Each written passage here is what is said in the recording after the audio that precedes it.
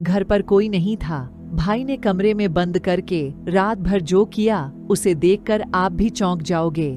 मेरे को तो ऐसा धक धक हो रहा है। मेरा नाम नंदनी है। मैंने एक प्राइमरी स्कूल में टीचर के लिए परीक्षा भी दी है। हमारे घर में कुल 4 लोग हैं, मैं, मेरे पापा मम्मी और मेरे भाई। मेरे भाई की उम्र 21 साल है। मैं मेरे शरीर को फिट रखने के लिए रोजाना व्यायाम करती हूँ। मैं और मेरा भाई दोनों एक दोस्त की तरह रहते हैं। एक बार आधी रात को मैं और मेरा भाई एक कहानी को शुरू करने से पहले इस तरह की रोज रोज नई नई स्टोरी कहानी देखने के लिए जरूर से चैनल पर नए हो तो चैनल को सब्सक्राइब करें। एक दिन में मेरे भाई को मैंने हंसते हंसते मेरे भाई को पूछा कि मनोज, तेरी कोई गर्लफ्रेंड है? तब मेरे भाई ने बोला, अभी तक मेरे को कोई गर्लफ्रेंड नहीं मिली। अब तक आप जैसी कोई गर्लफ्रेंड नहीं मिली। आप शब्द सुनकर मैं बेचैन हो और मेरे को इसके बारे में विचार आने लगे। मैं जब रात को सोई थी तब मेरे को यही विचार आया करते थे और मैं सुबह उठी तब मैंने देखा तो घर में कोई भी नहीं था। शायद मनोज अभी तक कर नहीं आए थे। फिर मैं बाथरूम में जाकर नहाने लगी तब मैंने देखा तो माँ और मनोज भाई मार्केट से आ गए थे। बाद में हमने थोड़ी देर के लिए बातें की और मैं कॉलेज चली गई और मनोज स्कूल चला गया। मैं कॉलेज में जाकर मेरे भाई के बारे में ही सोच रही थी। जब मैं कॉलेज से घर जा रही थी तब मैंने मेरे भाई मनोज को रास्ते में देखा, तब और 3 गर्लफ्रेंड को लेकर जा रहा था। इसको देखकर मेरा होश उड़ गया। मनोज अपने साथ 3 लड़कियों को घूम रहा था। मुझे उसे पर काफी सबसे ज्यादा गुस्सा आ रहा था क्योंकि मेरे पापा सबसे ज्यादा मेहनत हम दोनों को पढ़ाते हैं और मनोज भाई बाहर लड़कियों के साथ एंजॉय कर रहा था। जब मनोज भाई घर पर आया तब मैंने उसे पर गुस्सा होकर मनोज भाई को डांटा। जब मेरे भाई ने कहा कि अच्छा बहाना, अब मैं लड़कियों के साथ नहीं घूमूंगा। मनोज ने कहा, ठीक है, मैं लड़कियों के साथ नहीं घूमूंगा, लेकिन मेरी भी एक शर्त है। अगर तुम पूरा करोगी तो मैं उनके साथ रहना भी छोड़ दूंगा। मैं बोली, हाँ बताओ क्या शर्त है तुम्हारी? तब मेरा भाई मनोज बोला, जैसे लड़कियां मेरे साथ घूमती हैं, अब से तू मेरे साथ ही घूमोगी, मेरी जरूरत को भी पूरा करोगी। मैंने कहा, भाई ये नहीं हो सकता, हम दोनों भाई बहन हैं, मैं तुम्हारे साथ क्यों घूमूंगी? बाद में मनोज बोल, तो ठीक फिर है, मुझे मत समझो, पहले तुम समझो। मैं जो भी कर रहा हूँ मुझे करने दो, तुम बीच में मत आओ। फिर मैं बोली, चलो ठीक है, मैं शाम को सोचकर बताती हूँ। इतना कहकर मैं मेरे कमरे में चली गई। थोड़ी देर बैठकर मैं सोने लगी। मेरे को बस इसी बारे में ख्याल आते थे और मैं अब समझ गई थी कि मेरा भाई मेरे से क्या चाहता है।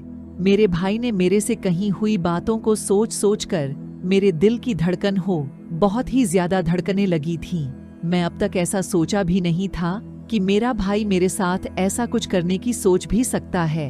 मुझे तो लगता था कि बाहर का ही कोई लड़का मेरे साथ बैट बॉल का खेल खेलेगा, लेकिन इस बात को सुनने के बाद मुझे लगने लगा था कि मेरा भाई ही मेरी जवानी का उद्घाटन करेगा, मेरी ताबड़तोड़ खेलने वाली क्रिकेट की ख्वाहिश पूरी करेगा। यह सारी बातें सोच सोच कर मेरे दिल की धड़कन इतनी बढ़ गई थी कि मैं अपना होश खो बैठी थी। मैं ये बात को सोच सोच कर थक गई थी कि मेरा भाई को मैं हाँ नहीं बोलूंगी तो वह उन लड़कियों के चक्कर में बर्बाद हो जाएगा और उसकी पढ़ाई भी खराब हो जाएगी। फिर मेरे दिमाग में एक अचानक ख्याल आता है कि शायद मेरे को भी इसकी जरूरत है और यह बात घर में ही रहेगी, हमारी इज्जत भी नहीं जाएगी, इज्जत भी बची रहेगी और मेरा भाई भी सुधर जाएगा। यही सब सोचते सोचते मैं रात को 1 बजे सो जाती हूँ। बाद में मैं सुबह जब उठती हूँ तब मनोज के कमरे में चली जाती हूँ। अब मैं भी उनके लिए बेताब हो रही थी और मैं भी मेरे भाई को बर्बाद होने से बचने का प्रयास कर रही थी।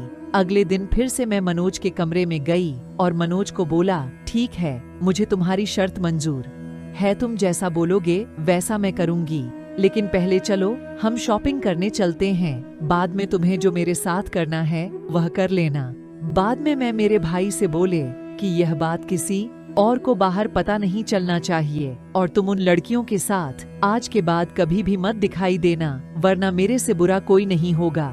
ठीक है, आज के बाद तुम जैसा बोलेगी वैसा मैं करूंगा। लेकिन मैं वर्षों से इस दिन का इंतजार कर रहा था। आज वही दिन आ ही गया।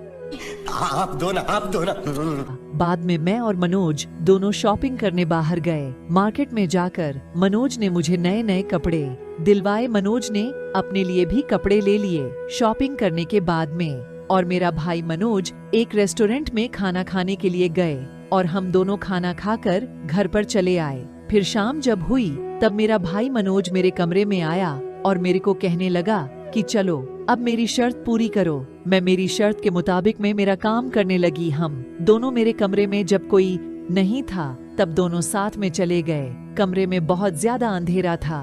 तब मैंने लाइट जलाने को कहा। तब मेरा भाई भी राजी हो, हाँ बिल्कुल लाइट जला लो, आज मुझे सब कुछ साफ साफ देखना है। समझ रहे हो? समझ रहे हो? समझ रहे हो ना? और मनोज ने लाइट जला दी और धीरे धीरे बैट बॉल खेलने की तैयारी करने लगा। मेरा दिल कमजोर होता जा रहा था। मेरे दिल की धड़कन समुद्र की लहरों की तरह उठ रही थी। मेरा भाई धीरे धीरे मेरे साथ सारी वह चीज करने लगा जो पति अपनी पत्नी के साथ करता है। मनोज को मैं नहीं उनकी ख्वाहिश देख रही थी और वह मेरे साथ ज्यादा से ज्यादा एंजॉय करने लगा और मेरे दिल की धड़कनें बहुत तेज होने लगी। दिल की धड़कनें लगी। मनोज अपनी किसी भी हालत में अपनी ख्वाहिशों को पूरा करना चाहता था क्योंकि उसने मेरे साथ पूरी रात किया और वह मेरे साथ कहीं देर तक क्रिकेट वाला मत खेल खेलता रहा।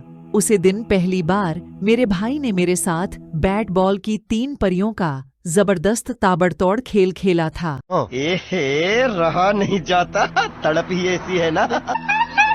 जिससे मैं भी होश खो बैठी थी और मैं भी काफी ज्यादा डर गई थी कि यह बात किसी और को पता चल नहीं जाएगी ना। और मेरे को भी थोड़ी थोड़ी खुशी मिलने लगी और मेरा भाई भी खुश हो गया और मेरे को अब लगने लगा कि मेरा भाई भी अब सुधर गया है। वो किसी के साथ घूमता भी नहीं है, सिर्फ पढ़ाई करता है और शाम को मेरे साथ बैट बॉल खेलता है। और इसी तरह हम दोनों खुशी खुशी रहने लगे। मुझे भी मजबूरी है, काम करना पड़ा था, परंतु मेरे को भी इसमें कोई घाटा नहीं था। मेरे को भी मजा आ रही थी क्योंकि मुझे तो मजा मिल ही रहा था। सही पकड़े हैं। न 4 महीने बाद मेरा स्कूल टीचर का लगा कि मेरा भाई भी अब सुधर गया है। वो किसी के साथ घूमता भी नहीं है, सिर्फ पढ़ाई करता है और शाम को मेरे साथ बैट बॉल खेलता है और इसी तरह हम दोनों खुशी खुशी रहने लगे।